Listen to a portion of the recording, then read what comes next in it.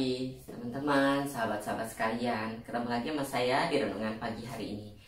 Hari ini saya mau bawa sedikit renungan tentang dengan judul Sahabat dan Hamba Allah. Nah, saudara, kita semua tahu ya, kita telah menerima keselamatan yang daripada Tuhan. Dan sejak saat itu, kita itu mengubah status kita yang tadinya hamba dosa menjadi hamba Allah. Nah, terus Tuhan Yesus juga bilang sama kita di Yohanes 15 ayat 14 bahwa jika kamu melakukan apa yang aku perintahkan, maka kamu adalah sahabatku, ya kan?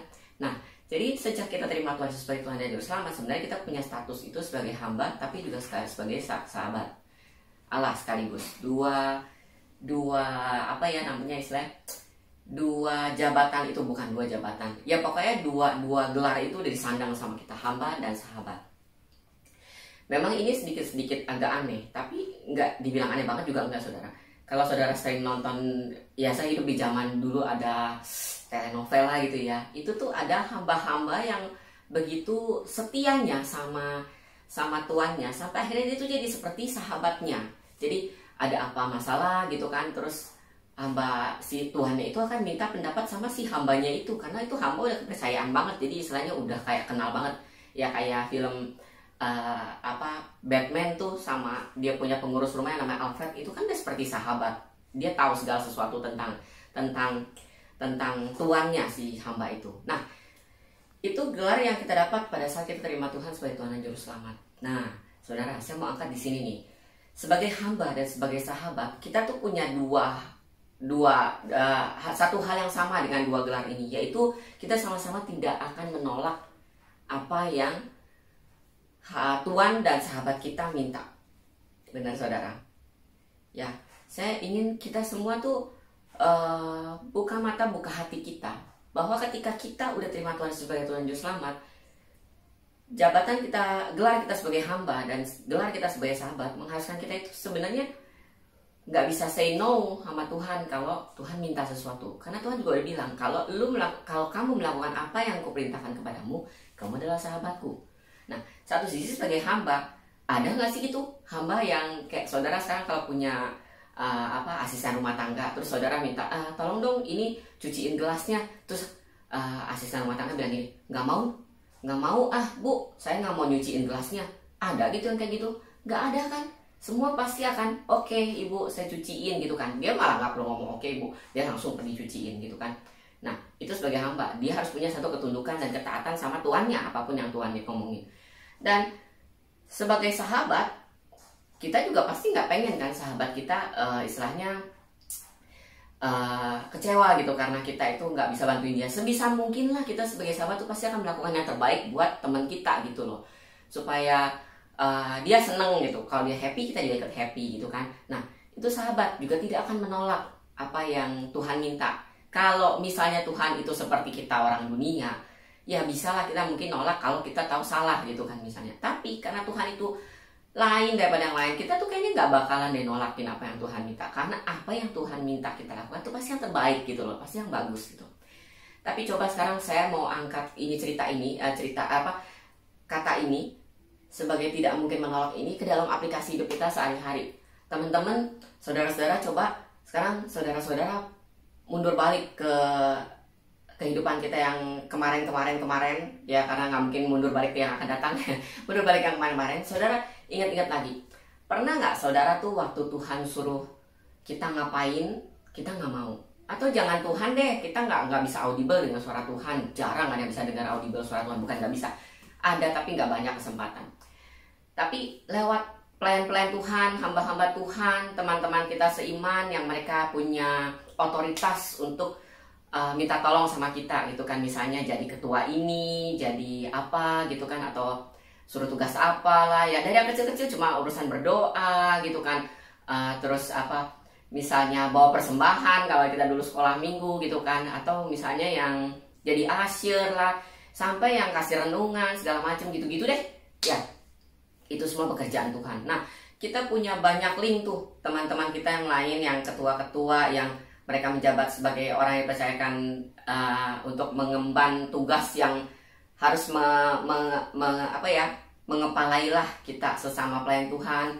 Seringkali kan mereka kasih kita tugas gitu kan. Pernah nggak kita nggak menolak? Apakah kita nggak pernah nolak gitu? Selalu say yes gitu. Pernah nggak kita nolak? Suruh doa, aduh jangan saya lah, saya belum bisa. Saudara, yang kayak gitu tuh, itu sebenarnya kita menolak apa yang sahabat kita, Tuhan itu perintahkan buat kita. Memang bukan Tuhan langsung yang ngomong sama kita, tapi teman-teman kita itu adalah perpanjangan tangan dari pekerjaan Tuhan. Mereka membantu pekerjaan Tuhan. Dan kalau mereka milih kita untuk melakukan sesuatu, itu artinya nggak ada yang kebetulan, saudara. Itu pasti Tuhan yang minta, ya kan? Jadi jangan deh. Pantas nggak gitu kita pas dimintain kayak gitu, kita bilang, aduh jangan gua dah, jangan saya dah, saya nggak bisa gini-gini. Saudara, kalau mereka nunjuk, artinya mereka tahu saudara bisa. Karena mereka juga nggak mau kerjaan itu berantakan, asal nunjuk orang terus jadinya hancur kacau beliau gitu kan. Jangan saudara pakai alasan-alasan, aduh saya nggak bisa berdoa, aduh saya nggak bisa, gitu kan, atau apalah gitu. Ya ada lagi yang bilang, iya saya kan nggak pernah tampil di depan umum, aduh saya kan bukan pengerja, aduh saya kan bukan saya bukan itu. Saudara, 1000 alasan kita deh banyak untuk seringkali menolak pekerjaan Tuhan seperti itu. Jangan, saudara. Kita belajar sama-sama bahwa apa yang teman-teman kita atau Bapak Gembala atau para teman-teman kita yang lain yang dipercayakan Tuhan untuk nunjuk kita untuk melakukan sesuatu pekerjaan Tuhan, kecil ataupun besar, itu tuh Tuhan yang suruh. Anggaplah itu Tuhan yang suruh kita, bukan anggaplah memang itu Tuhan yang suruh kita. Jadi jangan tuh ada kata-kata jangan saya lah gitu. Saudara sebagai hamba, saudara nggak mungkin bilang jangan, nggak boleh, jangan, nggak mau gitu. Sebagai hamba, saudara nggak punya wewenang sebagai itu. Dan sebagai sahabat Allah juga saudara tidak akan melakukan seperti itu. Sementara saudara di posisi dua itu, hamba dan sahabat Allah. Jadi tidaklah sepantasnya kita ngomong enggak gitu. Apalagi sekarang nih ya, kita waktu di rumah tuh banyak banget gitu kan ya, nggak semua banyak banget, tapi ada yang beberapa banyak banget. Terus pelayanan kita juga jadi terbatas banget gitu kan, nggak bisa keluar, nggak bisa ibadah real gitu kan. Jadi nggak banyak sebenarnya pelayanan yang kita bisa dapetin sekarang ya, nggak banyak pelayanan kita. Yang pelayanan ya paling pelayanan yang kita bisa di rumah tuh berdoa, ya kan. Nah, abis itu pelayanan kita apalagi misalnya teleponin teman-teman kita mungkin, atau whatsappin atau apa gitu. Nggak banyak pelayanan yang kita bisa lakukan secara langsung sekarang. Misalnya bawa renungan ya kan, yang sekarang kita bisa lakukan. Janganlah kita tolak, saudara. Ya, itu Tuhan yang suruh. Lakukanlah semuanya itu dengan setulus hati saudara, baik saudara sebagai hamba maupun saudara sebagai sahabat-sahabat Allah. Jadi saya nggak panjangin untuk renungan kita hari ini.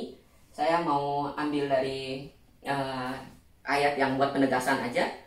Untuk dari Matius 25 ayat 21 saya bacain. Matius 25 ayat 21. Maka kata Tuhan itu kepadanya, baik sekali perbuatanmu itu, hai hambaku yang baik dan setia. Engkau telah setia dalam perkara kecil, aku akan memberikan kepadamu tanggung jawab dalam perkara yang besar. Masuklah dan turutlah dalam kebahagiaan Tuhanmu. Ini yang kita cari, saudara. Ini yang kita cari. Ini akhir hidup kita. Jadi jangan cuma gara-gara kita nolak-nolakin kerjaan Tuhan tuh, yang sepele-sepele ya, yang lama-lama terjadi habitual action, terus kita nolakin semua pekerjaan Tuhan. Itu cuma gara-gara itu terus kita nggak dapet nih yang ini nih. Tuhan bilang saya nggak kenal kamu. Aduh sedih banget, saudara. Buat apa saudara susah payah banting tulang kenal Tuhan, menderita segala macam, terus Tuhan ngomong kayak gitu? Sia-sia sekali ya. Jangan sampai, saudara. Setiap kali Tuhan kasih kita kesempatan untuk melayani, baik itu hal kecil, hal besar, lakukan. Jangan ada kata tolak.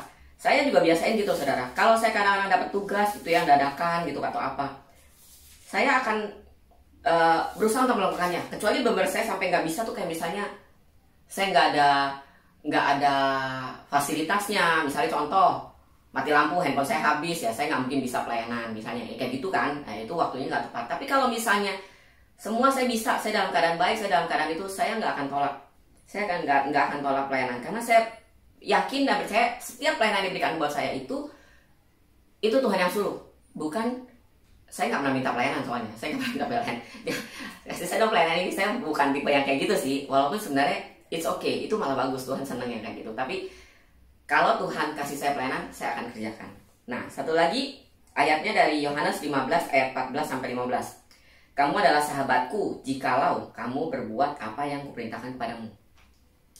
Yang ke-15-nya, Aku tidak menyebut kamu lagi hamba, sebab hamba tidak tahu apa yang diperbuat oleh tuannya. Tetapi aku menyebut kamu sahabat, karena aku telah memberitahukan kepada kamu segala sesuatu yang telah ku dengar dari Bapakku. Nah, ini adalah posisi ketika kita itu udah jadi hamba kepercayaannya Tuhan. Udah kayak, yaitu di Alfred di film Batman, kalau yang pada tahu Alfred di film Batman ya.